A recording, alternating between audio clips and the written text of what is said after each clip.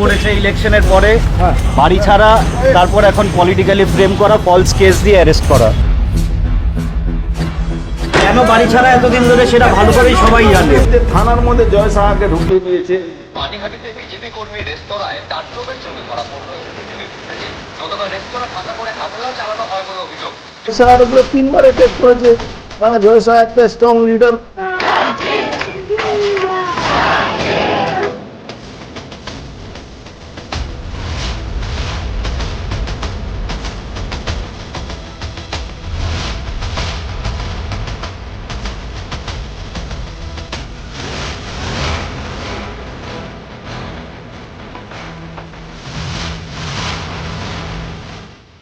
নমস্কার, স্বাগত জানাই আবার আমাদের চ্যানেল কৌতূহলীকে।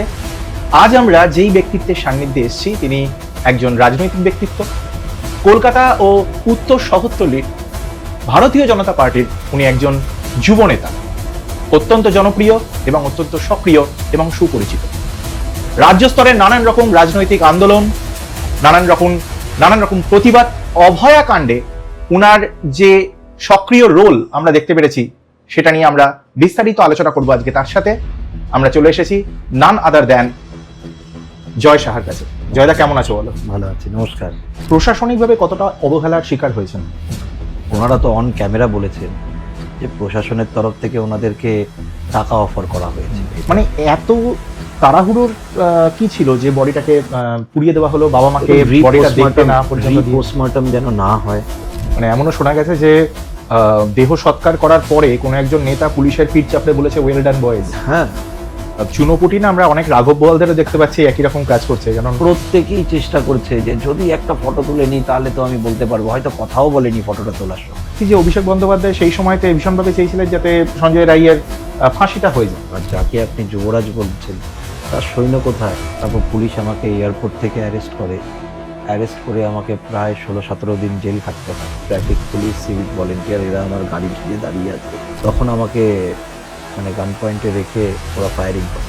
ব্যারাকপুরের সাংসদ অর্জুন সিং আমার পরিবারের পাশে যেভাবে দাঁড়িয়েছে, সেটা আমার জন্য একটা ওই টাইমে গড গিফটেড জিনিস ছিল। পাতি চলতি ভাষায় টাকা মারার কোম্পানি ছিল। বামপন্থীরা সেই সময় আজ জাগার আন্দোলন বা এই অভয়ার আন্দোলনটাকে ভীষণভাবে তারা এনক্যাশ করেছে। সব ধরে কি হয়েছে, মানুষ সিপিএমকে আর চায় না। তুমি চুরি করেছো, তুমি জেলে যাও। বিজেপি ক্ষমতায় আসার পরে আমরা বিগত কিছুদিনে দেখেছি যে ভীষণভাবে রেলওয়ে স্টেশন, প্ল্যাটফর্ম, সেই সব জায়গা থেকে হকার উচ্ছেদ হচ্ছে। তারাও জানে যে আমি এখানে নিজের দোকান নয় এটা আমার, এবং তাদেরকে রেলের পক্ষ থেকে অনেকবার নোটিশও দেওয়া হয়েছে। বাচ্চা ছেলে মেয়েরা ওপেন আর্মস নিয়ে বেরোতো, মানে আর্মসটা ওদের কাছে খিলৌনা ছিল, যে কায়দে মে রহো তো ফায়দে মে রহো। সংখ্যালঘু মানুষরা ওই টুপি পরে বেরোনোটাকে ফ্লন্ট করছে। তোমার মনে হয় যে মাস্টার মাইন্ড ওই যে চিকেন নেক এলাকাটা, মানে চিকেন স্নেক, যে আমাদের সরকার হতে দেরি হয়নি ওই জায়গাটা সেন্ট্রাল গভর্নমেন্টকে কন্ট্রোল করার জন্য দিয়ে দেওয়া, যে পার্টি অফিসে রাজনৈতিক লোকেরা রাজনৈতিক আলোচনা করবে কিন্তু ক্লাবগুলো হবে নিরপেক্ষ। আর যুব সমাজ যদি এগিয়ে না যায়, কোনো দিন যত খুশি কাজ করে নিক রাজ্য সরকার, রাজ্য এগোবে। তো দাদা, প্রথমেই জিজ্ঞেস করবো যে অভয়া কাণ্ড যেটা হয়েছিল আরজি কর হসপিটালে, যে নক্কারজনক ঘটনাটা যেটা ঘটেছিল, মর্মান্তিক যে ঘটনা ঘটেছিল, তা যার সাথে ঘটনাটা ঘটেছিল তিনি পানিহাটিরই মেয়ে। আপনিও যেহেতু পানিহাটির মানুষ এবং আপনি সেই সময় এই আন্দোলনে একটা অত্যন্ত সক্রিয় ভূমিকা পালন করেছিলেন, তো চোখের সামনে থেকে এই যে ঘটনাটা, তার যে প্রতিক্রিয়া অভয়ার বাবা মায়ের, সেই সময়কার তৎকালীন যে রাজ্য সরকারের, তখন তার যে উদাসীনতা বা এই ঘটনাটার ধামাচাপা দেওয়ার যে একটা প্রক্রিয়া রাজ্য সরকারের তরফ থেকে ছিল, সেটা প্রশাসনিকভাবে, দলগতভাবে, সেটা তুমি চোখের সামনে থেকে কিভাবে দেখেছো এবং কতটা প্রতিকূলতার সম্মুখীন তোমাকে হতে হয়েছে একজন যুবনেতা হিসেবে সেই সময়? প্রথমেই আমি বলি যে অভয়া কাণ্ডে যে নক্কারজনক, মানে অভয়ার যে নক্কারজনক ঘটনা ঘটেছিল, সেটা অত্যন্ত লজ্জাজনক একটা ঘটনা ছিল, যেটা সারা ভারতবর্ষ জুড়ে আন্দোলন হয়েছিল। সে আন্দোলনের একটা পার্ট হতে চেয়েছিলাম আমরা। আমাদের পানিহাটির বোনকে আমরা হারিয়েছিলাম, একজন উজ্জ্বল নক্ষত্রকে আমরা হারিয়েছিলাম। তাই সারা রাজ্য জুড়ে যখন আন্দোলন হচ্ছিল, আমরাও ভেবেছি যে পানিহাটিতে কেন আন্দোলন হবে না, পানিহাটিরই তো বোনকে আমরা হারিয়েছি। তখন তার বাবা মার সাথে আমাদের যোগাযোগও হয়। মানে আমার বাড়ি থেকে তাদের বাড়ি হয়তো 1-1.5 কিলোমিটারের দূরত্ব, অতি সাধারণ বাড়ির একজন খুব কষ্ট করে তাকে ডাক্তার বানিয়েছিল তার বাবা মা। সেভাবে তো উনি রাজনৈতিক কোনো ব্যক্তিত্ব ছিল না, তো স্বাভাবিকভাবেই আমারও ওনার সাথে পরিচয় থাকাটা খুব যে প্রয়োজনীয় তাও সেরকমও ছিল না। ধীরে ধীরে আন্দোলনে আমরা যখন পানিহাটিতে আন্দোলনটা গড়ে তোলার চেষ্টা করি, তারপর ধীরে ধীরে ওনার সাথে যোগাযোগ হয়, ওনার সাথে কথাবার্তা হয়। কাকু কাকিমাকে এই আন্দোলন নিয়ে প্রশ্ন করব, ওদের শুধু একটাই দাবি ছিল যে পর্যায়ে যেতে হয় সে পর্যায়ে যাব, আমাদের বিচার চাই, আমাদের বিচার চাই। যেভাবে আমাদের পানিহাটির বিধায়ক, তারপর বর্তমানের যিনি চেয়ারম্যান আছেন, তো সঞ্জীব মুখার্জি বলে একজন ব্যক্তি আছে, তাদের বাড়ির পেছনেই মানে এখনো থাকেন সে বাড়িতে।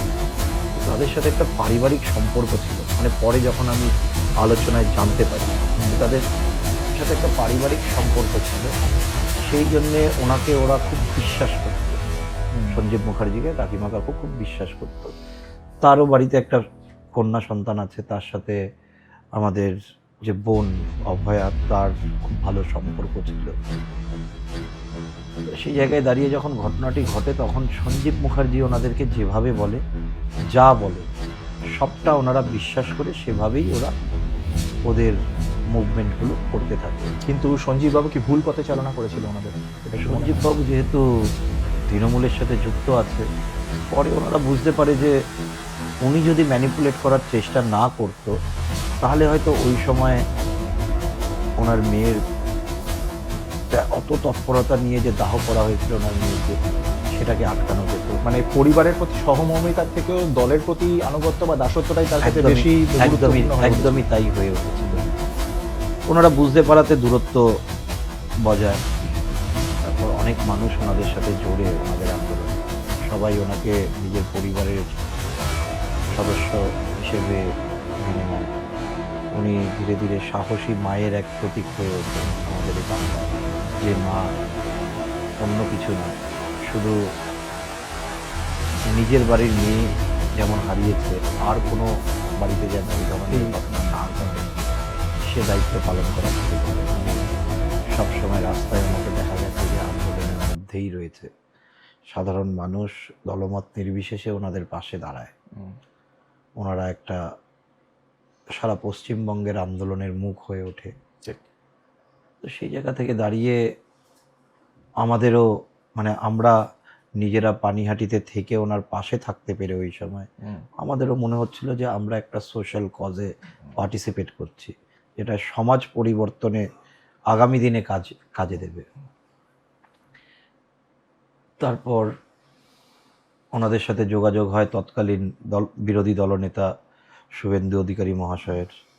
উনি ওনাদেরকে সব রকমভাবে সহযোগিতা করা শুরু করে, দল দেখে নয়।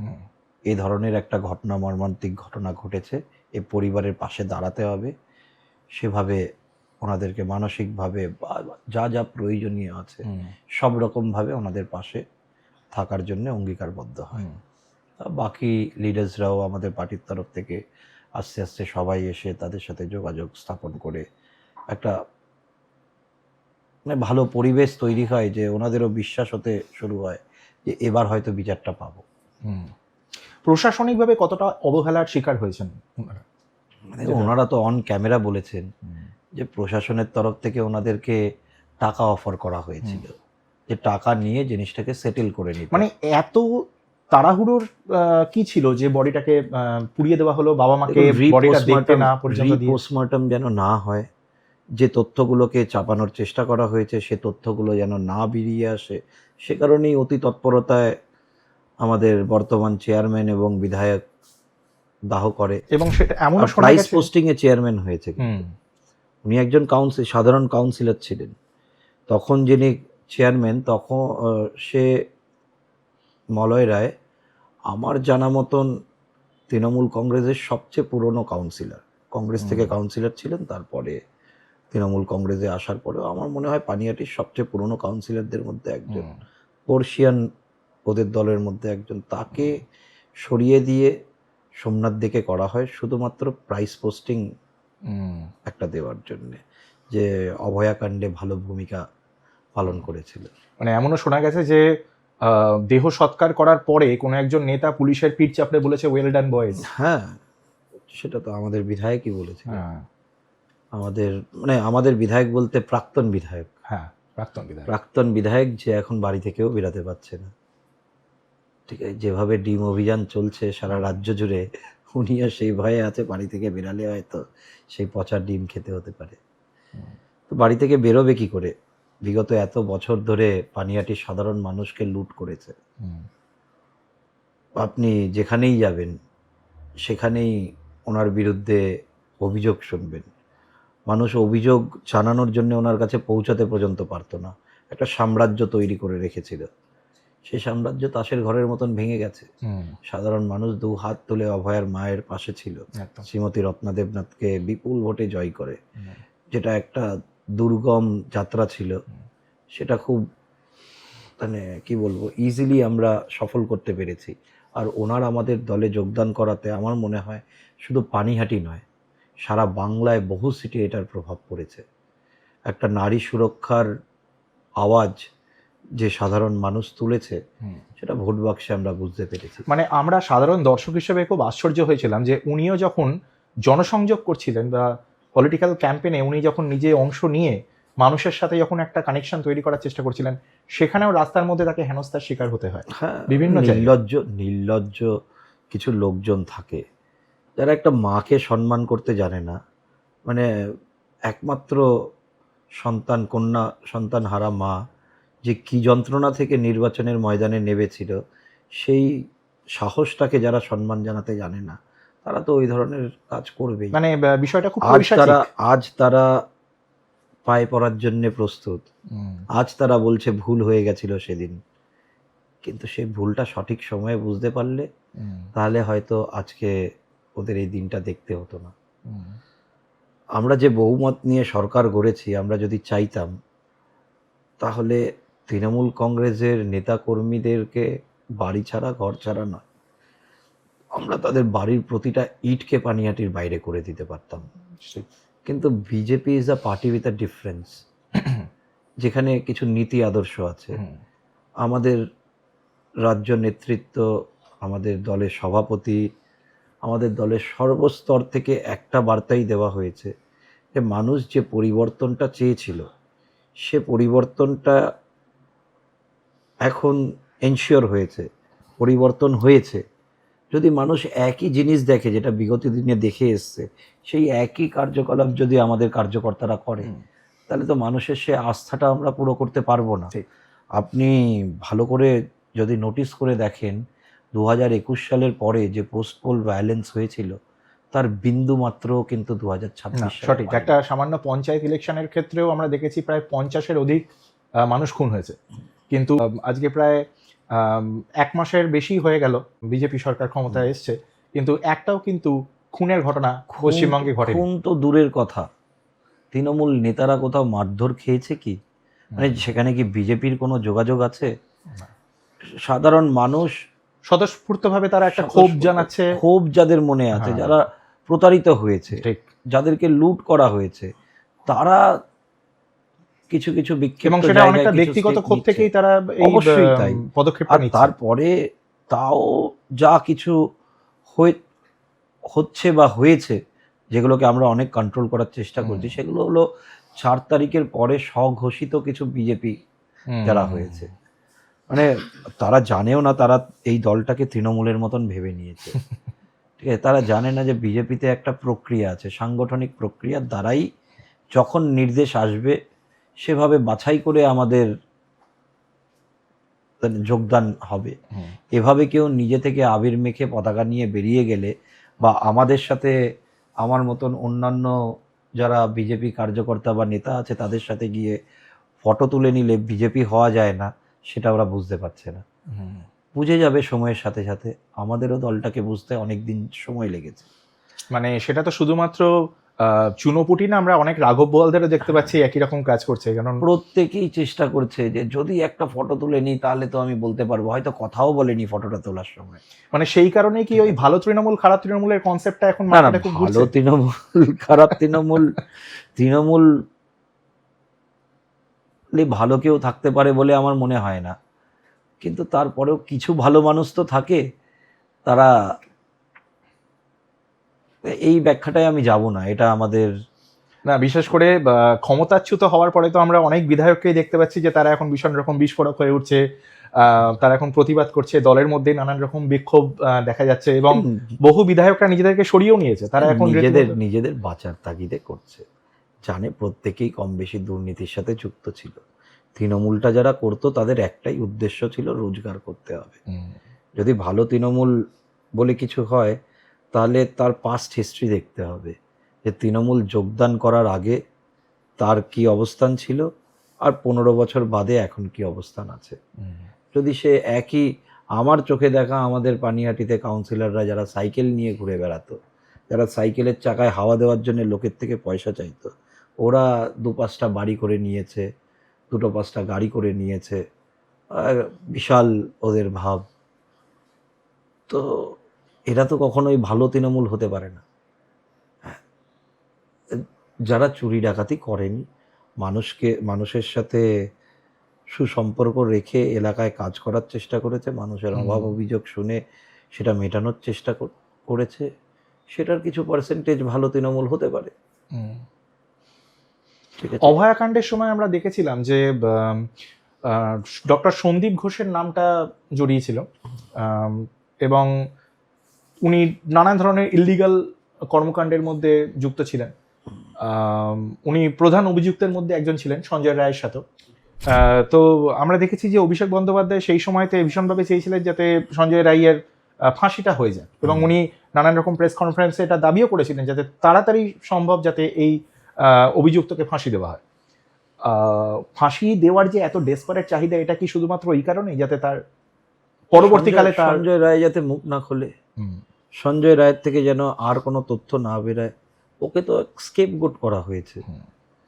ও আজ নয়তো কাল মুখ খুলবেই, আসল সত্যি বেরিয়ে আসবেই। এখন তো ফাস্ট ট্র্যাক কোর্টে রয়েছে, মামলাটা যদি খোলাসা না হয়, যদি সাধারণ মানুষের সামনে না আসে, কোথাও না কোথাও সাধারণ মানুষ একটু হলেও হতাশ হবে। মানুষ এই বিচারটা চায়, ওনার পরিবারের থেকে বেশি এখন বাংলার মানুষ বিচারটা চায়, আর বিচার পাবেই। যেভাবে এখন কোর্টে মামলাটা চলছে, আমরা তো আশাবাদী যে বিচার হবেই, খুব দ্রুত এটা জানা যাবে যে কারা কারা জড়িত ছিল। আর যাকে আপনি যুবরাজ বলছেন, তার সৈন্য কোথায়? সেনাপতি নেই, রাস্তায় ঘুরে বেড়াচ্ছে, একটা লোক কথা বলতে যাচ্ছে না তার সাথে। তার এত অধ্যত্ত ছিল যে আজকে তার দলের লোকেরাই তার বিরুদ্ধে অভিযোগ করছে। যত বিক্ষুব্ধ তৃণমূল, যারা নতুন তৃণমূল, আসল তৃণমূল গড়ে তুলছে, তারা কিন্তু মমতা বন্দ্যোপাধ্যায়ের বিরুদ্ধে বলছে না, তারা প্রত্যেকেই অভিষেক বন্দ্যোপাধ্যায়ের বিরুদ্ধে বলছে। তো ক্ষমতার অপব্যবহার করে যে নিজেকে স্বঘোষিত যুবরাজ বলে ঘোষণা করেছিল, তার বাকি জীবনটা জেলেই কাটবে। কিন্তু এটা কি মনে হয় না যে যারা মমতা বন্দ্যোপাধ্যায়কে স্বীকার করছে কিন্তু অভিষেক বন্দ্যোপাধ্যায়কে স্বীকার করছে না, অভিষেক বন্দ্যোপাধ্যায়ের এই কর্মকাণ্ড কি মমতা বন্দ্যোপাধ্যায়ের প্রশ্রয় হয়নি? তাহলে তার প্রশ্রয় ছাড়া কি হবে? ওটা ওদের দলের অভ্যন্তরীণ ব্যাপার, ওই বিষয়ে আমি কেন কথা বলতে যাব? আর আমি অত বড় কোনো রাজ্য লিডারও নই যে ওদের ইন্টারনাল পলিটিক্স নিয়ে কিছু মন্তব্য করব। আমি আমাদের পানিহাটি, খড়দা, লোকাল এসব অঞ্চলগুলোয় বিশেষ করে কাজ করার চেষ্টা করি, যেহেতু এখানকার আমি বাসিন্দা। আমি যদি নিজের এলাকাতেই কাজ না করতে পারি, আমি অন্যান্য জায়গার অত বড় বিষয় নিয়ে কী করতে মন্তব্য করব? আমার নিজের লোকালি মানুষজনের সাথে কানেক্টেড থাকা, মানুষের কি অভাব অভিযোগ আছে সেগুলো কি করে পুরো হবে, সেই যোগাযোগের একটা জায়গা তৈরি করা বিধায়কের সাথে, বা পৌরসভা যখন আমাদের হবে পৌরসভার আধিকারিকদের সাথে, সেই সমস্যাগুলো নিয়ে আমি সবসময় কাজ করতে চাই। সমাজটার যেন একটা চিন্তাভাবনার পরিবর্তন হয়, যুব সমাজ যেন পার্টি অফিসে বসে দাদা দিদির অনুগামী না হয়ে একটা চাকরির খোঁজে বেরোতে পারে। মানে 34 বছর আর 15 বছর, এই 50 বছরের যেই কুকর্ম রয়েছে, সেই দুর্গন্ধ থেকে মুক্ত করতে বাংলাকে তো রাতারাতি করা সম্ভব নয়। আর যারা এই সমস্ত অসামাজিক কাজগুলো করেছে বা করানো হয়েছে যাদেরকে দিয়ে, তাদেরকেও এই সিস্টেমটা থেকে বেরাতে সময় লাগবে। তারা এখন প্রত্যেকেই চেষ্টা করছে, যেভাবে চলে এসেছিল বিগত সরকার সেভাবেই হয়তো বিজেপির লোকেদের সাথে যোগাযোগ স্থাপন করে ওরা একই রকমভাবে চলার চেষ্টা করবে। সেই জায়গাটা যাতে না হয়, আমাদেরকে শক্ত হাতে গ্রাউন্ড লেভেলে দেখতে হবে, যেন ওই কাজগুলো করা থেকে বিরত রাখা যায় তাদেরকে। একটা সুষ্ঠু জীবনযাপনে যেন তাদেরও ফিরিয়ে আনা যায়। ঠিক আছে, তারাও তো আমাদের এই রাজ্যের বাসিন্দাই। সরকারটা হয়েছে তো মানুষের সরকার, সরকারটা তো কোনো শুধু পার্টির কার্যকর্তাদের সরকার নয়। এখন যখন বিজেপি বাংলায় সরকার করেছে, বিজেপি পরিষেবা তো আর শুধু বিজেপির কার্যকর্তাদের দেবে না, অফকোর্স সমস্ত দল দল নির্বিশেষে, দলমত নির্বিশেষে প্রতিটা বাসিন্দা 10 কোটি 9 কোটি যত নাগরিক আছে বাংলার, প্রত্যেককে পরিষেবা দেওয়া, প্রত্যেকের একটা সমাজ গঠনমূলক কাজে প্রত্যেককে মানে কি বলবো মোটিভেট করে ইনভলভ করা, এটাই প্রধান লক্ষ্য থাকবে। যেন আগামী প্রজন্ম মনে রাখে এই বিজেপির টার্মটায় বাংলার কতটা উন্নতি হয়েছে। যে বাংলা এক সময় ঐতিহ্যের বাংলা ছিল, যে পানিহাটি ঐতিহ্যের পানিহাটি ছিল, সে পানিহাটির ঐতিহ্য ফিরিয়ে আনবে আমাদের শ্রীমতী রত্না দেবনাথ। এখন উনি আমাদের বিধায়ক হয়েছেন, ওনার তো কিছু চাওয়া পাওয়া নেই, উনি তো সর্বহারা এক মা, ওনার তো বিশাল কিছু চাহিদা নেই যে ওনার যে আগামী মানে ওনার সন্তানের জন্য ওনার কিছু রেখে যেতে হবে, বা কারোর জন্য ওনাকে কিছু বিশাল ব্যাংক ব্যালেন্স করে যেতে হবে, বহু টাকা রোজগার করতে হবে, এই মানসিকতা তো ওনার থাকবে না। সেই বিশ্বাসটা মানুষের আছে বলেই তো মানুষ ওনাকে নির্বাচিত করেছে। এক দুর্গ ছিল নির্মল ঘোষের, সেটা চুরমার করে ভেঙে এখন উনি আমাদের বিধায়ক হয়েছে। তো উনি মানুষের সেবা কি করে দেওয়া যায়, প্রতিদিন প্রতিনিয়ত উনি নিজেকে ব্যস্ত রাখবে সেই কাজটাতেই। আর উনি রাজনীতির ব্যাকগ্রাউন্ড থেকে নয়, কিন্তু আমরা পানিহাটিতে যারা বিজেপিটা পার্টিটা এতদিন করেছি তারা তো আমরা জানি যে কিভাবে কি করলে কত দ্রুত পানিহাটির সমস্যাগুলো মেটানো যাবে। তো আমরা তার সাথে থাকবো, আমরা তাকে সহযোগিতা করব, তাকে তার পাশে সবসময় থেকে আমরা পানিহাটির মানুষের মানে পানিহাটিটাকে আবার এক সুন্দর পানিহাটি গড়ে তোলার কাজে সবসময় নিজেদেরকে নিয়োগ রাখতে চাই। এই পানিহাটিতেই মানুষ দেখেছিল কিভাবে 2021 সালের পরে আমাদের কার্যকর্তাদের উপরে অত্যাচার হয়েছিল।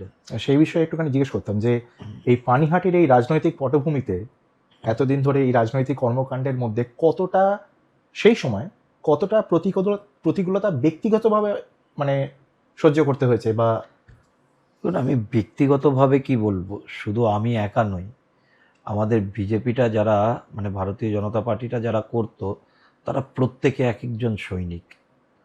তার কারণ হলো 2019 সালের পর থেকে, বিশেষ করে 2019 সাল কেন বলছি, 2019 সালে যখন আমরা অতগুলো এমপি পাই তখন তৃণমূলের নজরটা আমাদের কার্যকর্তাদের দিকে পড়ে। মানে আমরা এতদিন ধরে যারা আমাদের পার্টিটা করছিল, যারা আমাদের ভিতটা তৈরি করছিল ধীরে ধীরে, সে ভিতটার প্রতিফলন কিন্তু আমরা 2019 সালে প্রথম পাই। 2019 সালে আমাদের অতগুলো এমপি আসার পর থেকে আমাদেরকে টার্গেট করা শুরু হয়। 2019-এর পরে 2021, 2021-এর পরে 2024, তারপর 2026-এ ফাইনালি সরকারটা গঠন হয়। Post pole violence massively effect করেছিল 2021-এর পরে, তার আগে থেকেই শুরু হয়েছিল। মানে যে বছরে তুমি অফিসিয়াল ক্যান্ডিডেট হয়েছিলে, প্রাক্তন যে বিধায়ক ছিল তার মৃত্যুর পরে যখন তোমাকে অফিসিয়ালি ক্যান্ডিডেট করা হলো এখানে, সেই সময়টার কথা বলছো? সেই সময়টা হলো পোস্ট পোল ভায়োলেন্স অলরেডি চলছে। হ্যাঁ, মানে নির্বাচন শেষ হয়েছে, তারপর কার্যকর্তারা বাড়ি ছাড়া, বিভিন্ন মামলা দিয়ে তাদেরকে ভয় দেখানোর চেষ্টা। ইভেন আমি 1 মাস বাড়ির বাইরে থেকে, তারপর পুলিশ আমাকে এয়ারপোর্ট থেকে অ্যারেস্ট করে আমাকে প্রায় 16-17 দিন জেল খাটতে হয়। এক একটা থানা বারবার করে, একবার ঘোলা থানা পিসি নিচ্ছে, একবার খড়দা থানা পিসি নিচ্ছে, আবার ঘোলা থানা নিচ্ছে, খড়দা থানা নিচ্ছে, এ করে তারপরে লাস্টে ব্যারাকপুর জেল।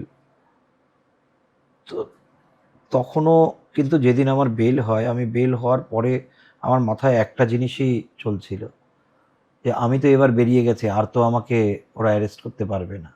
এবার আমাদের বাকি কার্যকর্তা যারা বাড়ি ফিরতে পারছে না বা যাদেরকে এইভাবে মামলা দিয়ে দমিয়ে রাখার চেষ্টা হচ্ছে, তাদের পাশে দাঁড়াতে হবে। কিন্তু তখন থেকেই শুরু হয়নি, নির্বাচনের আগে থেকেই এটা শুরু হয়েছে। 2020 সালের জানুয়ারিতে আমার মনে আছে যে আমার বাড়ি ভাঙচুর করা হয়, আমার রেস্টুরেন্ট ভাঙচুর করা হয়, আমার উপরে অ্যাটাক করা হয়, ইভেন আমার বাড়িতে বম্বিং হয় 2-3 বার। আমাকে লক্ষ্য করে গুলি চালানো, গাড়ি ভাঙচুর করা একাধিকবার, মানে বিভিন্ন রকমভাবে হেকেল করার চেষ্টা হয়। তো যখন ওরা বুঝে যায় যে ওকে এইভাবে দমানো যাবে না, মানে একদম টোটালি মার্ডার করারই প্ল্যান ছিল। হ্যাঁ আমি সেটাই বলছি, যখন ওরা বুঝে যায় তখন ওরা ভাবে যে ওকে পুলিশ দিয়ে নয়, ওকে টোটালি সরিয়ে দিতে হবে। তো এই ধরনের জিনিস সারা রাজ্যে বিভিন্ন জায়গায় আমাদের শতাধিক বলবো না, প্রচুর কার্যকর্তার সাথে হয়েছে। শুধু পানিয়াটিরই 400-500 কার্যকর্তা বাড়ি ছাড়া ছিল, ঘর ছাড়া ছিল। মুছ লেখা দিতে হয়েছে, কান ধরে উঠবস করতে হয়েছে, নির্মমভাবে মারধর করা হয়েছে প্রচুর কার্যকর্তার সাথে। তো তারপরে যখন আমাদের সরকারটা হলো 2026-এ, আমরা কি পারতাম না ওই 2021 সালে আমাদের সাথে যেগুলো করা হয়েছে সেগুলো আমরা ওদেরকে ফিরিয়ে দিই? তো আমরা নিজেদেরকে অনেক সংযত রেখে একটা দায়িত্বশীল কার্যকর্তার পরিচয় দেওয়ার চেষ্টা করেছি, যে আমরা আর বিরোধী দলের কার্যকর্তা নই, আমরা শাসক দলের এক একজন দায়িত্বশীল কার্যকর্তা। আমরা অনেক লড়াই করার পরে দলটা আজকে ক্ষমতায় এসছে। তো আমরা যদি ওই একই জিনিস করি তাহলে বেশি দিন সরকারটা চলবে না। আমাদের লক্ষ্য একটাই, যে আগামী 10-15-20 বছর নয়, সরকারটা যেন 50 বছর বাংলায় থেকে বাংলাকে এমন এক চরম পর্যায়ে নিয়ে যায় যে যুগ যুগান্তর ধরে মানুষ মনে রাখে যে বাংলা একটা সরকার এসছিল, যার পর থেকে বাংলার সত্যিকারের সোনার বাংলা করার দিকে প্রগতি নিয়েছিল। তা এই যে দাদা তুমি যে বললে যে তোমাকে প্রাক্তন যে সরকার, পুরনো সরকারের প্রশাসনিকভাবে তোমাকে এতটা হেকেল করেছে, মার্ডার করার চেষ্টা করেছে, তোমাকে জেলের ভেতরে পর্যন্ত পুরেছে, বেশ কিছুদিন তোমাকে জেলে কাটাতে হয়েছে। তো তুমি একটু ডিটেলসে বলো যে তুমি যে জেলের ভেতরে ছিলে সেই সময় প্রশাসনিকভাবে তোমার উপর কতটা চাপ সৃষ্টি করা হয়েছিল জেলের ভেতরে? আমি একটা এক্সপিরিয়েন্স শেয়ার করি। আমাদের সোদপুর বিটি রোড ট্রাফিক মোড়ে ওই নর্মালি আমার পৌরসভায় একটা কাজ ছিল, তো ওই কাজটা করতে একটু দেরি হবে জেনে আমি চা খেতে যাই। তো চা খেতে যখন যাই তখন আমাকে ঘিরে নেওয়া হয়, গাড়ি ভাঙচুর পর্যন্ত ঠিক আছে। তো তারপর পুলিশের সামনে, মানে ট্রাফিক পুলিশ, সিভিক ভলেন্টিয়ার, এরা আমার গাড়ি ঘিরে দাঁড়িয়ে আছে, তখন আমাকে মানে গান পয়েন্টে রেখে ওরা ফায়ারিং করে। তো আমি ওই সিচুয়েশনটা থেকে মানে ওখানটায় দাঁড়িয়ে কি করব সেটা বুঝতে পারছিলাম না। তো আমার ড্রাইভারকে আমি বলি যে তুমি অন্য কোথাও নয়, যত অবস্ট্যাকেলই সামনে থাকুক না কেন তুমি খড়দা থানায় দ্রুত চলো। তো আমি থানায় অভিযোগ করতে যাই, কিন্তু খুব মানে কি বলবো, ইন্টারেস্টিংলি পুলিশ আমাকে অ্যারেস্ট করে নেয়। মানে তুমি অভিযোগ করতে গেলে পুলিশ উল্টে তোমাকে অ্যারেস্ট করলো? পুলিশ আমাকে অ্যারেস্ট করে নেয়। কী ধারাতে অ্যারেস্ট করে না, আমি গাড়ি নিয়ে ওখান থেকে বেরানোর সময় কোনো সিভিক ভলেন্টিয়ারকে আমার গাড়ি ধাক্কা দেয়। হ্যাঁ, লাগতেই পারে, আমি অস্বীকার করছি না যে কারোর লেগেছে, কেন কি আমি দেখেছি একটা সিভিক ভলেন্টিয়ার, মানে যখন আমাকে লকআপে রাখা হয় সে সিভিক ভলেন্টিয়ার থানায় এসে অভিযোগ করে। অভিযোগ করার সময় বলে দাদা আমার কিছু করার নেই, আমার উপরে চাপ আছে, করতে হবে। ঠিক আছে, আচ্ছা, সে আবার তোমার কাছে কনফেসও করেছে? হ্যাঁ, সে ওই মোমেন্টে ওই দিনই কনফেস করেছে যে আমার কিছু করার নেই, আমাকে চাপ দেওয়া হচ্ছে, আমাকে করতে হবে। কিন্তু ও অভিযোগ করার আগেই আমাকে পুলিশ অ্যারেস্ট করে নেয়। আচ্ছা, সৌমোটকতে। তো ওই জায়গায়, আমার জায়গায় অন্য যে কেউ যদি থাকতো, ওই সিচুয়েশন থেকে এসকেপ করার জন্যে বা নিজে বাঁচার তাগিদে সামনে কি আছে না দেখে সে কিন্তু ওই স্পট থেকে বেরানোরই চেষ্টা করতো, আর সেই স্পট থেকে বেরানোর যখন চেষ্টা করতো, তখন আমি কাউকে তো মানে অ্যাক্সিডেন্ট করে সেরকম সিভিয়ার ইনজুরি কারোর হয়নি। আর ওই অন ডিউটি ট্রাফিকের পুলিশ বা সিভিক যারা ছিল, ওরা তো আমাকে ইন্টেনশনালি গাড়িটাকে গার্ড করে রেখে দিয়েছিল। মানে যদি ওই দিন গুলিটা আমার গায়ে লাগতো আর আমার মানে আমি আর বেঁচে না থাকতাম, তাহলে ওই কেসের পার্টি কিন্তু তারাও হতো। মানে কি তারা ওই ক্রিমিনালদেরকে হেল্প করছিল আমাকে হ্যাকেল করার জন্যে। মানে প্রশাসন দুষ্কৃতীদের সাথে হাতে হাত এক- মিলিয়ে একদমই চেষ্টা তাই। করেছিল যাতে তোমাকে সরিয়ে দেওয়া যায় চিরকালের মতো। একদমই তাই। বিভিন্ন জায়গায় যখন আমাদের কার্যকর্তারা কোনো অসুবিধায় পড়েছে বা তৃণমূলের তরফ থেকে তাদের ওপর মারধর করা হচ্ছে, কিছু হচ্ছে শুনেছি, সেখানেই ছুটে গেছি সবসময়। ছুটে গিয়ে এমনও হয়েছে যে আমার ওপরেই আক্রমণ হয়, আমার গাড়ি ভাঙচুর করা হয়।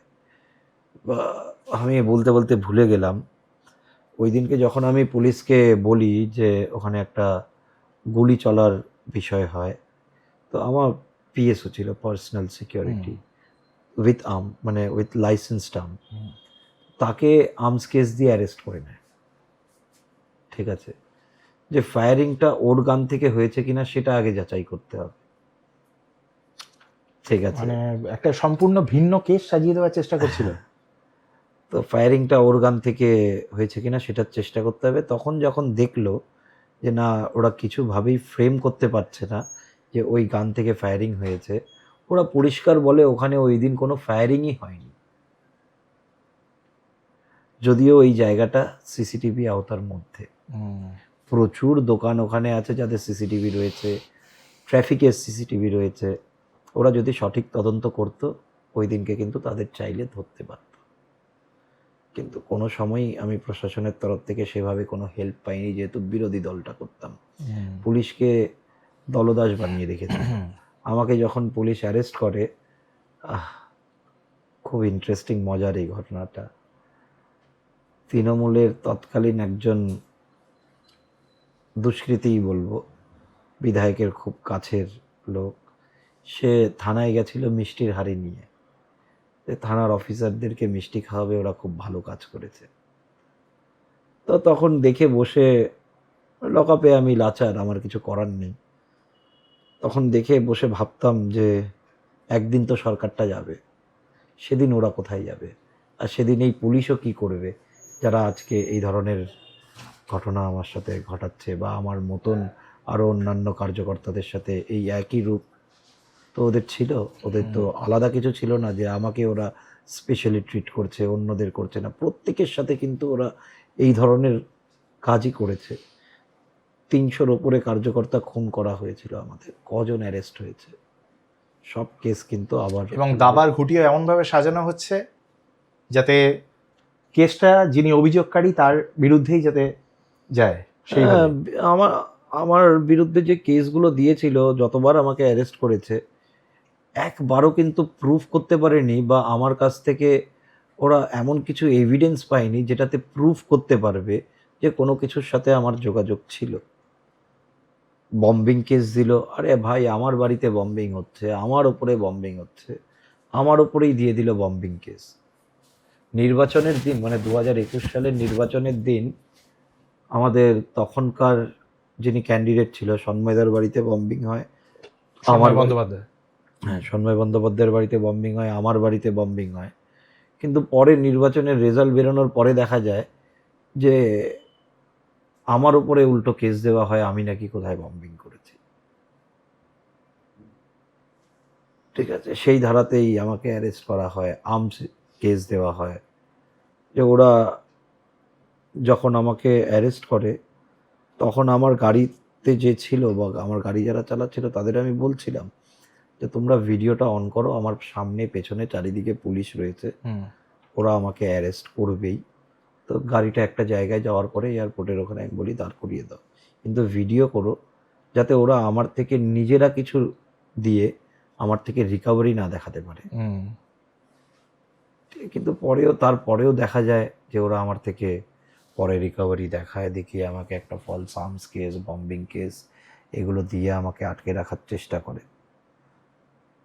বিভিন্ন রকমভাবে আইনি সহযোগিতা আমার দলের তরফ থেকে, নিজের ব্যক্তিগত স্তরে, তারপরে আমাদের তখনকার সাংসদ, ব্যারাকপুরের সাংসদ অর্জুন সিং আমার পরিবারের পাশে যেভাবে দাঁড়িয়েছিল, যেভাবে সহযোগিতা করেছে আমাদের বা আমাকে, আমি বলবো সেটা আমার জন্য একটা ওই টাইমে গড গিফটেড জিনিস ছিল।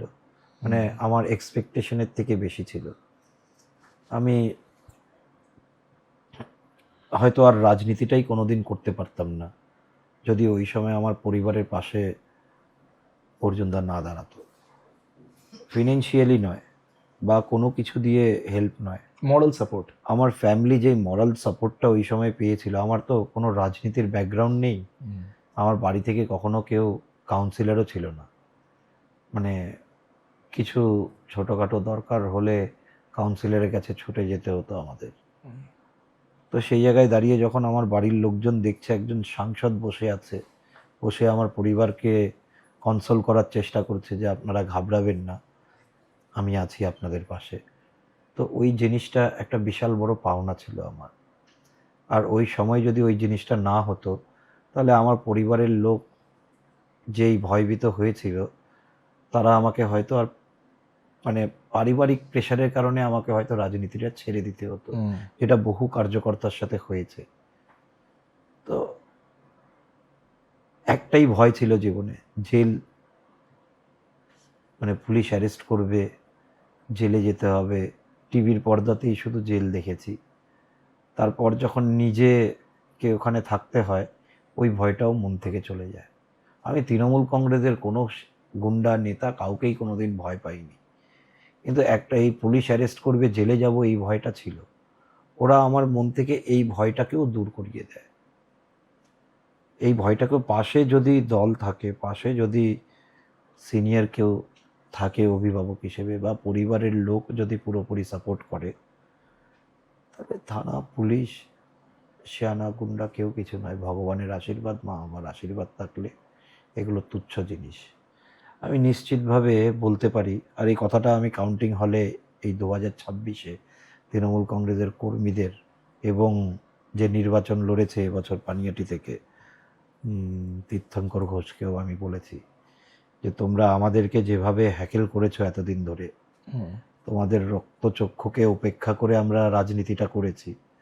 পানিহাটিটা তো একটা ক্রিমিনালদের আঁকড়া ছিল, সেই আঁকড়াটা ভাঙতে আমরা সক্ষম হয়েছি। যদি ক্ষমতা থাকে চোখে চোখ রেখে আগামী 5 বছর আমাদের সাথে বিরোধী দলটা করে দেখাও, তাহলে মেনে নেব যে সত্যিকারের তোমরা একটা রাজনৈতিক আইডেন্টিটি।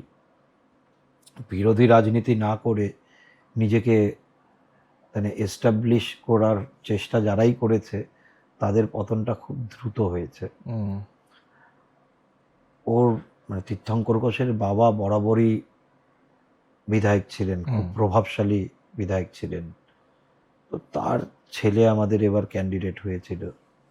তো সেই জায়গায় দাঁড়িয়ে বহু নির্বাচন হয়তো দেখেছে, কিন্তু এই নির্বাচনটা ওর জন্য একটা লেসেন ছিল। এই নির্বাচনটা ওর জন্য লেসেন ছিল। আর আগামী দিনে যে প্রতিটা দিন কাটানো বিরোধী কার্যকর্তা হয়ে কতটা কষ্টকর সেটাও প্রতিদিন প্রতি মিনিট বুঝতে পারে। মানে আত্মবিশ্লেষণের জায়গাটায় আসবে এটা মনে হয়। আমার তো মনে হয় যে রাজনীতিই ছেড়ে দেবে। সে রাজনীতি করার দম ওদের কারণ নেই। পানিহাটিতে তৃণমূল করি বলে রাস্তায় আর কোনো কার্যকর্তা দেখা যাচ্ছে না। আমাদের ওপর হাসাহাসি করতো। আমাদের কোনো মিটিং হলে 15-20 জন 30 জন থাকলে ওরা হাসতো, বলতো কার্যকর্তাই নেই। আজকে ওরা দাঁড়িয়ে একটা মিটিং করুক, একটা লোকও থাকবে না, একটা লোকও থাকবে না। যারা কাউন্সিলর, যারা তৃণমূলের কার্যকর্তা, ওরা প্রতিদিন মানে এভরিডে ওদের মধ্যে কেউ না কেউ কোনো না কোনো রকমভাবে যোগাযোগ করছে যে বেঁচে থাকার অধিকার আছে তো। আরে ভাই, আমরা তোমাকে কি ডিস্টার্ব করেছি? আমরা তো কাউকে কিছু ডিস্টার্বই করিনি। ওদের মনে ভয় হয়ে গেছে আমরা কেন কিছু করছি না। মানে একবার তোরা আমাদেরকে মেরে ধরে বাড়ি ঢুকিয়ে দে। আরে মারধর আমরা করব না, কেন মেরে ধরে বাড়ি ঢুকিয়ে দেব? মানে এটা অনেকটা বেঁচে থাকার অধিকারের থেকেও বেশি ক্ষমতার সাথে যুক্ত থাকার একটা লোভ। ক্ষমতার সাথে যুক্ত থাকার লোভ। ক্ষমতার সাথে হয়তো অনেকে এর আগেও যেরকম বললাম 4 তারিখের পরই নিজেরা স্বঘোষিত বিজেপি হয়ে গেছে, ওদের কাছে আর কোনো কার্যকর্তাই নেই যারা ওদের হয়ে মানে লড়াই করবে বা ওদের জন্য আওয়াজ তুলবে, যা ওদেরকে দলে নেওয়ার একটা চেষ্টা হবে যে এর এই অঞ্চলে প্রভাব আছে। ওদের সাথে তো কেউ নেই, ওরা প্রত্যেকে এক একটা ল্যাম্প পোস্ট এখন। তো ওই ল্যাম্প পোস্টদেরকে আমাদের দলে নিয়ে কি কাজে দেবে? মানে এটা কি তাদেরই দলের কালচারের থাকার একটা মিসক্যালকুলেশন বলতে পারি, যে তাদের দলে যতটা দুষ্কৃতীরা বা অন্যান্যরা যতটা সহজে স্থান পেয়ে গেছে এবং এই দলে বিশেষ করে সম্ভব অন্যান্য নয়। দল থেকে সরে এসে এই দলে যতটা স্থান পেয়েছিল, এখন বিজেপিতে TMC ততটা সহজে স্থান পাওয়া যায় না, TMC সম্ভব না। পাতি চলতি ভাষায় টাকা মারার কোম্পানি ছিল। বিজেপি তো সেটা নয়। বিজেপিতে একটা নীতি আছে, বিজেপি পার্টির একটা নীতি আছে, আদর্শ আছে। সে পার্টিটা যোগদান করার আগে পার্টিটাকে বুঝতে হবে। তুমি পার্টিটাকে বুঝলেই না, জানলেই না, ভাববে যে যেভাবে তোমরা এতদিন পয়সা মেরে এসছো, টাকা মেরে এসছো, তারা বা যারা এতদিন ধরে টাকা মারতে পারেনি তারা একটা সুযোগ পেয়েছে যে বিজেপির ঝান্ডার তলায় এসে আবার ওরা লুটরাজ চালাবে। এটা বিজেপিতে সম্ভব না, এটা হবে না বিজেপিতে। এমনও অনেক ভারতীয় জনতা পার্টিরই নেতাদের দেখা গেছে যে তাদের হয়তো এই পলিটিক্যাল পার্টির ডিসিপ্লিনটা হয়তো পছন্দ হয়নি, যে কারণে তারা হয়তো কোনো কিছুর লোভে তৃণমূল কংগ্রেসে গিয়ে জয়েন করেছিলেন। যেমন জয়প্রকাশ মজুমদারের কথা বলতে পারি বা বাবুল সুপ্রিয়র কথা বলতে পারি। এরকম তাদের বহু সময় দেখা গেছে যে একটা দল থেকে আরেকটা দল, আরেকটা দল থেকে আরেকটা দলে পরিবর্তন হতে। আজ বুঝতে পারছে পরিণতি তো পরিষ্কার সবার সামনে, বাড়ি থেকে বেরাতে ভয় পাচ্ছে। তারা ওই সময় যে কি ভুল করেছিল, যে ক্ষণিকের লোভটা সামলাতে পারেনি, তার জন্যে ওরা একটা উজ্জ্বল ভবিষ্যৎ নষ্ট করলো। বাবুল দা যদি আজকে আমাদের দলে থাকতো, উনি যথেষ্ট সম্মান নিয়ে থাকতো। প্রধানমন্ত্রীর সাথে মঞ্চ শেয়ার করেছিল, সেই জায়গায় তৃণমূলে যোগদানের পরে 3 নম্বর সারিতে বসতে হতো। আর যে দলের দুষ্কৃতীরা জয়প্রকাশ মজুমদারকে রীতিমতো ফিজিক্যালি আমি বলবো অ্যাসল্ট করেছিল, সেই দলেই আলটিমেটলি গিয়ে উনি যোগ দিলেন শুধুমাত্র অর্থের লোভে। অর্থের লোভে রোজগার করতে চেয়েছে। রাজনীতিটাকে যারা রোজগারের একটা মাধ্যম করার চেষ্টা করে, তাদের জায়গা ভারতীয় জনতা পার্টিতে নেই। বাংলায় কারখানা আসবে, বাংলায় স্কুল কলেজ খুলবে, 8,500-এর ওপরে বন্ধ স্কুল রয়েছে পশ্চিমবঙ্গে। সে স্কুলগুলোকে কি করে খোলা যায়, সেগুলো নিয়ে গঠনমূলক চিন্তাভাবনা হবে। আর আমাদের মুখ্যমন্ত্রী তো একটা সিনেমায় দেখেছিলাম আমরা, নায়ক সিনেমা, সে সিনেমায় একদিনের জন্য অনিল কাপুর মুখ্যমন্ত্রী হওয়ার পরে যেভাবে মুভমেন্ট করছিল, এই 1 মাসে তো শুভেন্দুদা সেরকমই নিজের রোল প্লে করছে। যে উনি যেভাবে বর্ডারকে সিকিউর করবার জন্য যতটা সক্রিয় হয়ে উঠেছেন, এটা তো 1947 থেকে 1971, কারণ এই দুটো সময়তে ভীষণ রকমভাবে একটা ইনফ্লাক্স এসেছিল বাংলাদেশ থেকে। কোনো রাজনৈতিক দল এটাকে একটা ন্যাশনাল থ্রেট হিসেবে নেয়নি। সেটাই বলছি, মানে ওরা নিজেদের স্বার্থ সিদ্ধির জন্যে এই জিনিসটাকে এনকারেজ করেছে। কিন্তু ভারতীয় জনতা পার্টি যেহেতু একটা সেন্ট্রাল পার্টি, আর বর্তমানে ভারতবর্ষের সরকারও সামলাচ্ছে, তারা কিন্তু মানে প্রধানত মূলত এই ন্যাশনাল থ্রেটটাকেই প্রাধান্য দিয়েছিল বাংলাকে নেবার জন্যে, যে জাতীয় সুরক্ষার জন্যে বাংলার ক্ষমতাটা বিজেপির হাতে যাওয়া প্রয়োজন আছে। কারণ বিজেপি ছাড়া আর যে কটা দল এখানে এসেছে, আমরা এরকমও দেখেছি, এই মমতা বন্দ্যোপাধ্যায় যখন উনি বিরোধী নেত্রী ছিলেন, সিপিআইএম সরকার মানে বামফ্রন্ট সরকারের বিরুদ্ধে উনি যখন ভীষণ রকমভাবে লড়াই করছেন 2005 সালে, আমরা কিন্তু লোকসভাতে দাঁড়িয়ে আমরা দেখেছি উনি স্পিকারের মুখে কাগজ ছুঁড়ে মেরেছিলেন এই একই অভিযোগ তুলে, যে তৎকালীন বামফ্রন্ট সরকার বর্ডারকে সিকিউর করছে না, বাংলাদেশ থেকে এখানকার এই ইললিগাল ইনফিল্ট্রেশনটাকে ওনারা প্রশ্রয় দিচ্ছেন এবং ভোট ব্যাংক হিসেবে ব্যবহার করছেন। মমতা বন্দ্যোপাধ্যায় বিরোধী নেত্রী হিসেবে সিপিএম এর সাথে যেভাবে লড়াই করেছিলেন, ওই 34 বছরের সিপিএমকে সরানোও কিন্তু খুব সহজ ছিল না। মানুষ ওনার ওপরেও চরম বিশ্বাস করেছিল বলেই সাধারণ মানুষ ওই সরকারটাকে ফেলেছিল। মমতা বন্দ্যোপাধ্যায়ের ক্ষমতা ছিল না যে সিপিএমকে ক্ষমতা থেকে সরাবে। আমি তখন কলেজে পড়ি, আমার কলেজ ব্যাঙ্গালোরে ছিল, দয়ানন্দ সাগর কলেজে। ওই কলেজে আমি 2008 থেকে 2011 সালে গ্র্যাজুয়েশন হয়। তো তখন আমি ভোট দিতে আসি। আমি কলেজে ওখানে এভিপির সাথেই অ্যাসোসিয়েটেড আচ্ছা। ছিলাম, কিন্তু ভোট দিতে আসি মমতা বন্দ্যোপাধ্যায়কে ভোট দেব বলে। তার কারণ বাংলায় সরকার তো সিপিএমের ছিল, কিন্তু সাধারণ মানুষ মমতা বন্দ্যোপাধ্যায়কে চাইছিল। তো সে ব্যাঙ্গালোর থেকে আমি কলকাতায় এসেছিলাম, বাড়ি ফিরেছিলাম মমতা বন্দ্যোপাধ্যায়কে ভোট দেওয়ার জন্য। সে পাপের ফল আমরা 15 বছর ভুগেছি। আমার মতন এরকম বহু মানুষ যারা তৃণমূল কংগ্রেসটা তো করতো না, বা তৃণমূল কংগ্রেস খায় না মাথায় দেয় সেটা বুঝতে পারতো না, কিন্তু মমতা বন্দ্যোপাধ্যায়ের লড়াইটা দেখে তৃণমূলকে ভোট দিতে খুব উগ্রীব হয়ে গেছিল। তো ভোট দিয়েছিলাম, 15 বছর সেটা আমরা ভুগেছি। তারপর যখন মানে ওই 2012 সালের পরে আমি আর রাজনীতির সাথে যুক্ত ছিলাম না, নিজের কাজবাজ নিয়েই ছিলাম। 2018 সালে যখন বুঝতে শুরু করি যে একটা পরিবর্তনের প্রয়োজন আছে, আর সেই পরিবর্তনটা একটা সিস্টেমেটিক হওয়া প্রয়োজন। একটু বিজেপি নিয়ে, শ্যামাপ্রসাদকে নিয়ে, বিশেষ করে নরেন্দ্র মোদীজির জন্যে ইয়াং জেনারেশন বিজেপিকে জানার চেষ্টা শুরু করেছে। তো 2018 সাল থেকে ধীরে ধীরে আবার ভারতীয় জনতা পার্টির মানে এভিপির সাথে যোগাযোগ বিচ্ছিন্ন 6 বছরের পর আবার নতুন করে বাংলায় এসে কলকাতায় পানিহাটিতে বিজেপির সাথে যোগাযোগ স্থাপন করার চেষ্টা করি নিজের থেকেই, এখানে লোকাল যারা রয়েছে তাদের সাথে করতে করতে আজকে এই জায়গায় যে আমাদের সরকার বাংলায় প্রতিষ্ঠা হয়েছে। আচ্ছা, এই অভয়াকাণ্ডকে কেন্দ্র করে আরেকটা প্রশ্ন করব, সেটা হলো এই যে রাত জাগার যে আন্দোলন আমরা দেখেছিলাম, বহু মানুষ তাতে ইনভলভ হয়েছিল, সক্রিয়ভাবে তারা সেটাকে পার্টিসিপেট করেছিল। বামপন্থীরা সেই সময় এই রাত জাগার আন্দোলন বা এই অভয়ার আন্দোলনটাকে ভীষণভাবে তারা এনক্যাশ করেছিল, ওরা এই এবং আন্দোলনটাকে হাইজ্যাক করেছিল, করেছিল। সাধারণ মানুষের আন্দোলনটাকে ওরা হাইজ্যাক করেছিল, ওরা নিজেদেরকে পুনর্প্রতিষ্ঠা করার চেষ্টা করেছিল, ওরা আন্দোলনটা স্বার্থে করেছিল, ওরা আন্দোলনটা নিঃস্বার্থভাবে বিচারের জন্য করেনি। ওরা চেষ্টা করেছিল যে নির্বাচন ঘনিয়ে আসছে, এখন আমাদের কিছু লিডারকে এস্টাবলিশ করতে হবে। এই ধরুন কলতান আমাদের পানিহাটি থেকে যে নির্বাচনটা লড়েছে এবার, সে তো অভয়াকাণ্ডকে ঢাল করেই নির্বাচনটা লড়তে চেয়েছিল, কিন্তু তার স্বপ্নে জল ঢেলে দিয়েছে অভয়ার মা নিজে। যে কারণে উনি রাজনীতিতে জয়েন করার পরে বামপন্থীদের যেন যে অ্যাটিটিউডটা সেটা পাল্টে গেল, মানে হঠাৎ করে ওরা আমি একটা কথা বলি, ওটা আমার ব্যক্তিগত মতামত, মানে এটা আমি রাজনৈতিকভাবে কিছু বলছি না।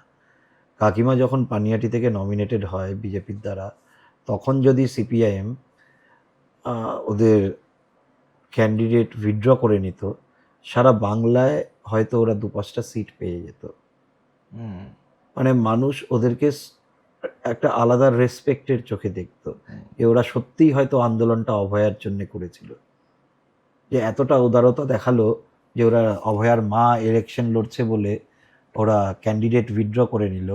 এই সেন্টিমেন্টটাতে কিন্তু ওরা বাংলায় আরও 2-5টা সিটে নিজেদেরকে সোশ্যাল জায়গায় মিডিয়াতে নিয়ে যেতে নানান পারতো। রকম মিমস ওনাকে নিয়ে তৈরি হওয়া শুরু হয়ে গেল, সেটাও আমরা দেখেছিলাম। এসব করে কি হয়েছে, মানুষ সিপিএমকে আর চায় না, সেটা আবারও বুঝে গেল।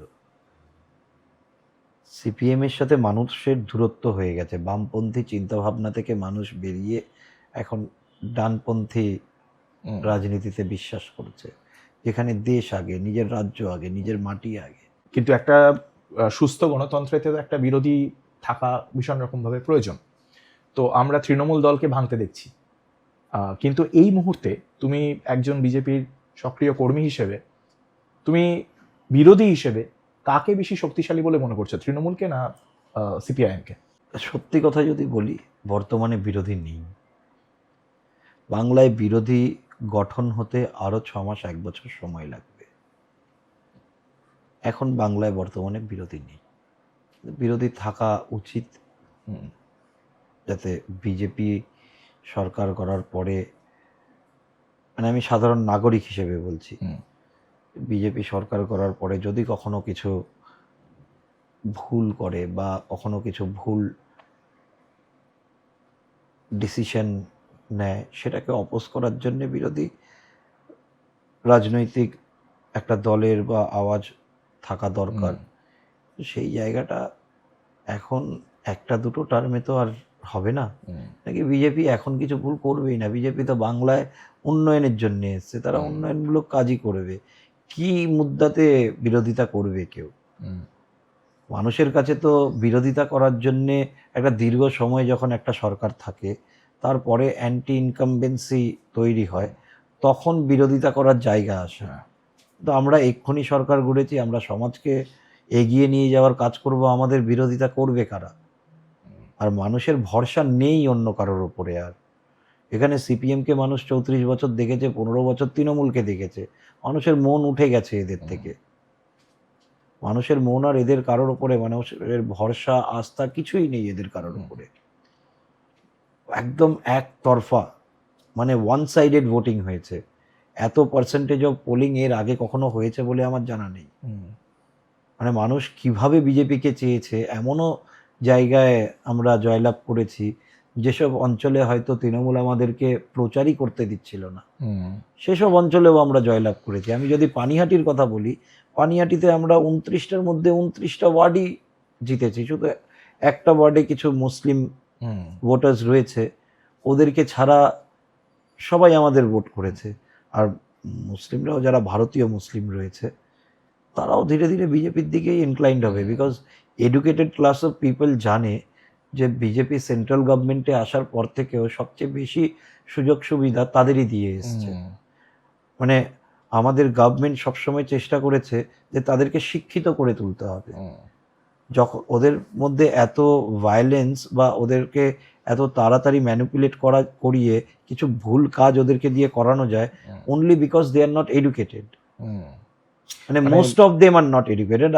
আমি কখনোই বলবো না যে they are not educated, most of them are not educated. মানে এডুকেটেড মুসলিমরা অ্যাটলিস্ট বুঝতে পেরেছে যে ম্যাক্সিমাম মুসলিমদেরকেই শুধুমাত্র ভোট ব্যাংক হিসেবে ব্যবহার করা হয়েছে। বিগত দুটি সরকারই কিন্তু তাদের শুধুমাত্র ভোট ব্যাংক হিসেবেই ব্যবহার করেছে, বামফ্রন্টরাও এবং তৃণমূল। তা আমি একটা ব্যক্তিগতভাবে একটু জিজ্ঞেস করব, আমার খুব জানতে ইচ্ছে করছে যে বামফ্রন্ট 34 বছর, তৃণমূল কংগ্রেস 15 বছর, তুমি ব্যক্তিগতভাবে বিজেপিকে কত বছর শাসন করতে দেখছো এই বাংলায়? আমি তো, আমার মনে হয় না যে, এটা জাস্ট একটা প্রেডিকশন। আমার জীবনকালে আমি দেখে যাব যে বিজেপি বাংলায় ক্ষমতায় নেই, সেটা হয়তো হবে না। একটু আগে আমরা যখন এই সংখ্যালঘু ভোটারদের নিয়ে আলোচনা করছিলাম, তো এই বিষয়ে একটা খুব জানতে ইচ্ছে করছে যে ডায়মন্ড হারবার মডেল, সেটা খুব বিখ্যাত হয়েছিল তৃণমূল কংগ্রেস আমলে। তো ডায়মন্ড হারবার মডেলেরই একটা অংশ ফলতা, যেখানে একজন বিখ্যাত পুষ্পা, উনি নিজেকে পুষ্পা বলে ক্লেম করেছিলেন, কিন্তু আলটিমেটলি দেখা গেল 4 তারিখের পরে দেখা গেল যে উনি মানে ফ্লাওয়ারই হয়ে গেলেন, উনি ফায়ার হতে পারলেন না। তো সেই বিষয়টা কিভাবে দেখছেন? মানে আলটিমেটলি চতুর্থ হয়েছে। হ্যাঁ, 7,500 ভোট পেয়েছে আমার মনে হয়। মানে ডায়মন্ড হারবারের মতন জায়গায় তৃণমূল যদি 7,500 ভোট পায়, সারা বাংলায় তৃণমূল ভোটটা কি করে করাতো, সেই মডেলটা মানুষের কাছে পরিষ্কার হয়ে গেছিল বলেই তো প্রত্যাহার করেছে তাদেরকে। যে কটা বিধায়ক পেয়েছে, সে কটা বিধায়কও এখন আর তৃণমূলের সাথে নেই। তো মানে ওই মডেলটা ছিল হলো যে নিজের লুটরাজ কায়েম করার একটা মডেল, ডায়মন্ড হারবার মডেল। ডায়মন্ড হারবারের সাংসদ একবার ঘুরে আসুক তো দেখি। সোনারপুরে তো ট্রেলার ছিল, ডায়মন্ড হারবার গেলে এখন যেটা নিয়ে কত 7.5 লাখ ভোটে মনে হয়, 7.5 লাখ ভোট অভিষেক বন্দ্যোপাধ্যায় জিতেছিল। মানে একটা অ্যাবসার্ড ফিগার। তো ওই 7.5 লাখ, মানে আমি কত ভোট পেয়েছে সেটা বলছি না, আমি যেই 7.5 লাখ ভোট পেয়েছিল তার 7% লোক এখন ওনার সাথে আছে কিনা রাস্তায় বেরোলে দেখতে পারবে। কাকিমার বিজেপি জয়েন করবার আগের পানিহাটির রাজনৈতিক পরিস্থিতি কিরকম ছিল, আর ওনার জয়েন করার পরে যে বিপুল পরিবর্তন হলো পানিহাটিতে, এই দুটোর কম্প্যারিজনটা যদি তুমি একটা কথা বলতেই হবে, আর ওটা অস্বীকার করার কোনো জায়গা নেই। কাকিমার জায়গায় পানিহাটিতে যদি অন্য কেউ ক্যান্ডিডেট হতো, তাহলে পুরো নির্বাচন প্রসেসটা সন্ত্রাস হতো। বিজেপি কার্যকর্তারা মার খেত, বিজেপি কার্যকর্তারা হয়তো নির্বাচনের আগে থেকেই বাড়ি ছাড়া হয়ে যেত, একটা প্রবল প্রেশার ক্রিয়েট হতো। তো কাকিমা জয়েন করাতে যে অ্যাডভান্টেজটা আমাদের হয়েছে, যে আমাদের কোনো কার্যকর্তাকে সেভাবে চমকানো ধমকানোটা সম্ভব হয়নি। তার কারণ একটা সেন্টিমেন্ট হুম। ছিল মানুষের, আবেগ ছিল মানুষের। তো ওই জায়গাটায় যদি তৃণমূল আঘাত করতো, তাহলে তৃণমূল যা ভোট পেয়েছে তার থেকেও আরো কম ভোট পেত। মানে কাকিমার এই লসটা কিন্তু দলমত নির্বিশেষেও কিন্তু অনেকের কাছে একটা পার্সোনাল লস হিসেবে মনে আছে। অবশ্যই মানে তাই। অ্যাটলিস্ট তৃণমূল কংগ্রেস বা বামপন্থীদের মধ্যেও তো এমন অনেক মানুষ আছে যাদের মধ্যে বিবেক রয়েছে। তারা আমাদের ভোট করেছে, সেটা হয়তো কাকিমা না দাঁড়ালে ওই লোকগুলো হয়তো বিজেপিকে ভোট করতো না, হতে পারতো, আমি জানি না যে কার মনে কি আছে। কারণ আমরা অভয়াকাণ্ডের সময় ডক্টর শান্তনু সেনকেও কিন্তু এটার বিরুদ্ধে প্রতিবাদ করতে দেখেছিলাম, যদিও উনি নিজে বাঁচার জন্য। হ্যাঁ, ওটা ওদের ইন্টারনাল নিজেদের লড়াই ছিল, সেই লড়াইটা একটা সুযোগ নিয়ে আওয়াজ তোলার চেষ্টা করেছিল। আচ্ছা। আর আমরা জিতে যাওয়ার পরে পানিহাটি শান্ত আছে, পানিহাটির মানুষ খুশি আছে, তোলাবাজি নেই, সন্ত্রাস নেই, কোনো ক্রিমিনালস নেই। নাকি আমাদের এখন রাজনীতি করার জন্যে বা নিজেদের টিকিয়ে রাখার জন্যে কোনো ক্রিমিনালের প্রয়োজন নেই। মানুষের কাজ করলে মানুষই রাখবে আমাদের। আচ্ছা, তোমার চোখে তো দুজন মুখ্যমন্ত্রী, দুজনেই প্রচন্ড লড়াই সংগ্রাম করে তারা ক্ষমতায় এসছে।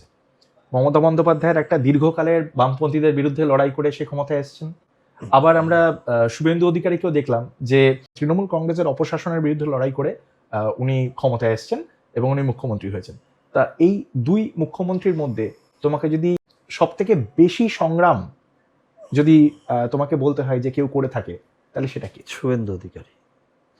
তার কারণ মমতা বন্দ্যোপাধ্যায় লড়াইয়ের ব্র্যান্ড ছিল। নন্দীগ্রাম আন্দোলন শুভেন্দু অধিকারীর পরিবার থেকে উঠেছিল, শুধু লড়াইয়ের মুখটা মমতা বন্দ্যোপাধ্যায় ছিল, কারিগর তো শুভেন্দু অধিকারী ছিল, বা ওই অঞ্চলের যারা রাজনীতিটা করতো তারা ছিল। লড়াইটা তো মমতা বন্দ্যোপাধ্যায় নিজে একা করতে পারেনি, তার সাথে তখনও লড়াই করেছিল আমাদের বর্তমান মুখ্যমন্ত্রী শুভেন্দু অধিকারী। তারপরে উনি এই অপশাসনের বিরুদ্ধে লড়াইটাও উনি করেছে, আর আজকে উন্নয়নের কাজও উনিই করবে।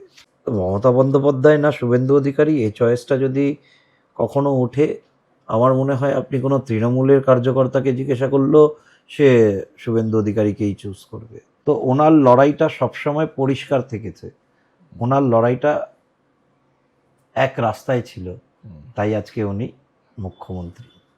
বিজেপি ক্ষমতায় আসার পরে আমরা বিগত কিছুদিনে দেখেছি যে ভীষণভাবে রেলওয়ে স্টেশন, প্ল্যাটফর্ম, সেই সব জায়গা থেকে হকার উচ্ছেদ হচ্ছে, এবং এইটা নিয়েও নানান পলিটিক্যাল পার্টি, বিরোধী পলিটিক্যাল পার্টি, আমাদের সরকার নিশ্চয়ই কিছু ভেবেই করছে।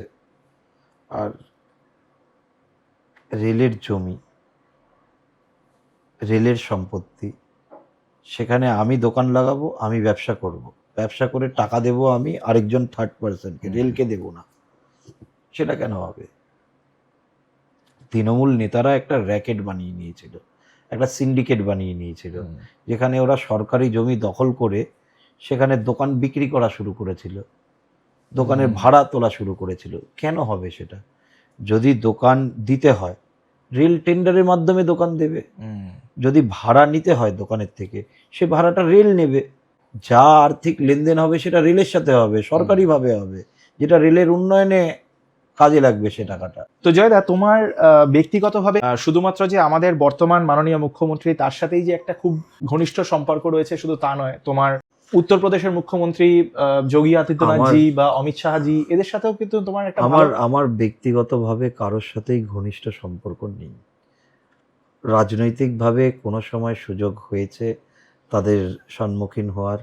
আমাদের ভারতবর্ষের যিনি মানে যশস্বী প্রধানমন্ত্রী, ওনাকে প্রথমবারের জন্যে আমি আমার সামনে থেকে দেখতে পেয়েছি বা একটু কথা বলার সুযোগ পেয়েছি, সেটা হলো এই 2026-এর নির্বাচনে, যখন উনি নির্বাচনী প্রচারে পানিহাটিতে আসেন তখন। তা সেটা আমার জন্যে একটা বিশাল বড় প্রাপ্তি ছিল। মানে ওনাকে দেখেই বা ওনার কাজ দেখেই কিন্তু প্রথম আমার মনে হয়েছিল যে বিজেপিটাকে একটু জানার চেষ্টা করি। এর আগে কখনো আমি বুঝতেই পারিনি যে বাংলায় মানে বহু সংগ্রাম করেছে আমাদের পুরনো দিনের কার্যকর্তারা, কিন্তু আমরা এখানে লোকালি বুঝতে পারতাম না যে বিজেপি বলেও কোনো পার্টি প্রতিদ্বন্দ্বিতা করছে। লোকালি বলছি আমি, কিন্তু বহু মানুষের ত্যাগ বলিদানের দ্বারাই আজকে আমাদের দলটা প্রতিষ্ঠা হয়েছে। তখন আমি অনেক ছোট ছিলাম, রাজনৈতিকভাবে সচেতন ছিলাম না, তাই হয়তো তাদের ত্যাগ বলিদানগুলো জানতে পারিনি। কিন্তু মোদিজি যখন প্রধানমন্ত্রী হয় প্রথমবারের জন্য, মোদিজি গুজরাটের যখন মুখ্যমন্ত্রী হয়, তারপর থেকে কিন্তু একটা ওনার মানে কি বলবো, ওনার অরাটাই একটু বাকিদের থেকে আলাদা ছিল, যেটাতে যুব সমাজ আকৃষ্ট হয়েছে, যেটাতে মানুষ বিজেপিকে জানার চেষ্টা করেছে। যা ওনার উত্থানের পর থেকে যোগীজির বিশেষত্ব তো বুলডোজার, ঠিক আছে, তো বুলডোজার বাবাকে ভালো লাগে না এমন লোক হয়তো বিরোধী দলেও পাওয়া মুশকিল আছে। ওনার গরিমাটাই আলাদা। বাচ্চা বাচ্চা ছেলে মেয়েরা ওপেন আর্মস নিয়ে বেরোতো, মানে আর্মসটা ওদের কাছে খিলৌনা ছিল। আর আজকে আর্মসের কথা বলতে ভয় পায় ওখানে লোক।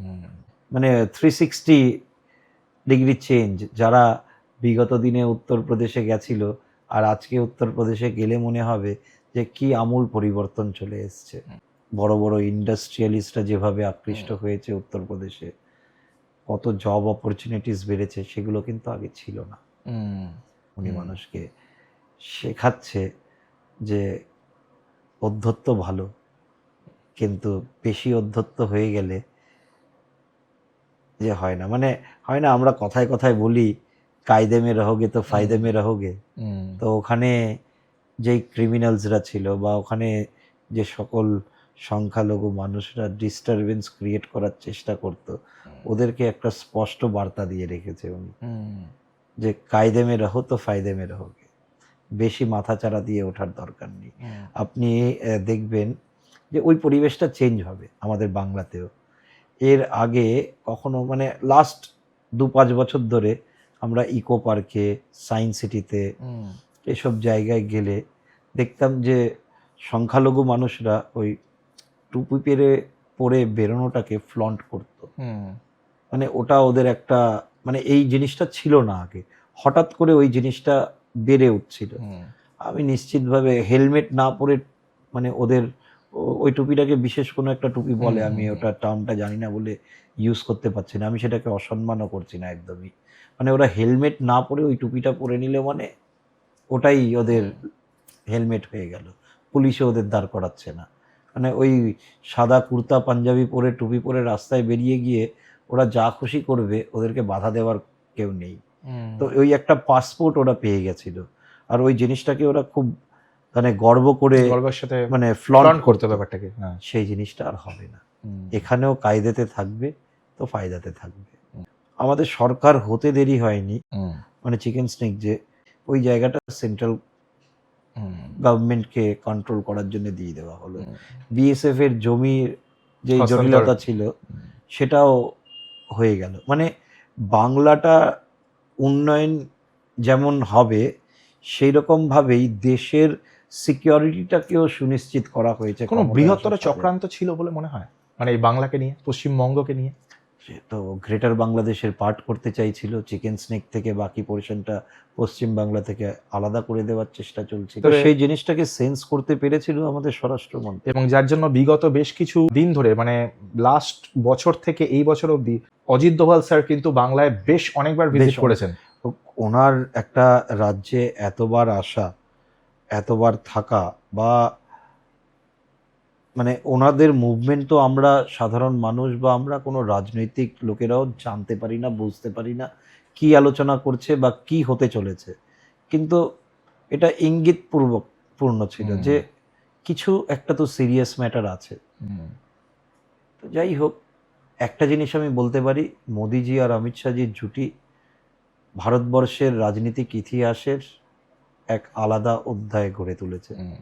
রুদ্রনীল ঘোষ বা মিঠুন চক্রবর্তী, তাদের রাজনৈতিক মতাদর্শ ভিন্ন ছিল, তো তারা এত বড় অ্যাক্টর, ইনফ্যাক্ট ন্যাশনাল অ্যাওয়ার্ড প্রাপ্ত একজন অ্যাক্টর, তা সত্ত্বেও তিনি নিজের এই ভূমি, নিজের যে জন্মভূমি, সেখানেও তাকে অনেক লাঞ্ছিত হতে হয়েছে।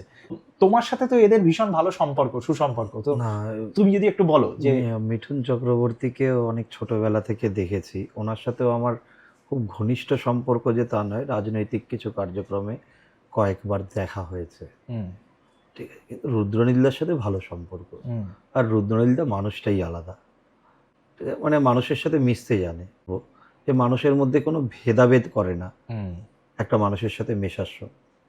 আর বন্ধুর মতন, দাদার মতন, ভাইয়ের মতন ইয়ার্কি মারা, আড্ডা মারা, প্রত্যেকের সাথেই সেই রিলেশনটা মেনটেন করার চেষ্টা করে।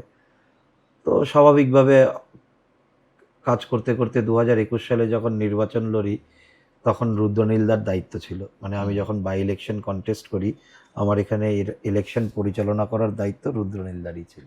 আচ্ছা। তো সেই সুবাদে ওনার সাথে খুব ভালো সম্পর্ক গড়ে ওঠে। 1-2 মাস একসাথে আমরা কাজ করেছি, দাদা এখানে ছিল।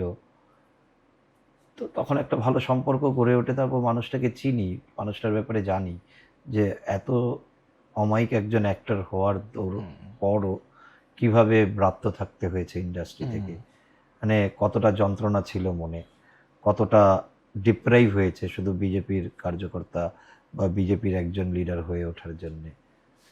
তো সেই জায়গা থেকে আজকে ভালো লাগে ইন্ডাস্ট্রির যারা রুদ্রদাকে একটু ডাউন করার চেষ্টা করতো, তারা আজকে রুদ্রদার কাছে গিয়ে সারাদিন বসে থাকছে।